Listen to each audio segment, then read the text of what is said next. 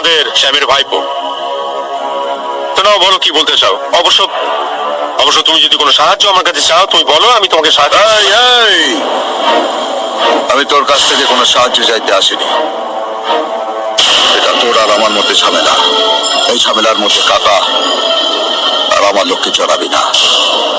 একটা কথা মনে রাখিস, আমি যেদিন চাইবো যখন চাইবো সেটাই হবে এই পৃথিবীতে তোর শেষ নিঃশ্বাস। এই, তুই কার সঙ্গে কথা বলছিস জানিস? একটা জানোয়ারের সঙ্গে কথা বলছি। ওয়েট ওয়েট ওয়েট, তোমাকে দেখে মনে হচ্ছে যে এই যুদ্ধক্ষেত্রে তুমি নিহাতি একজন শিশু।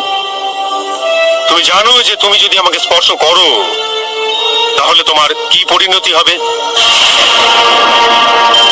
তুই একটু আগে বললি না যে আমার মৃত্যু তোর হাতে হবে? তাহলে এবার শুনে রাখ, তার আগে তোর মৃত্যু আমার হাতে হবে। তাকে দেখ।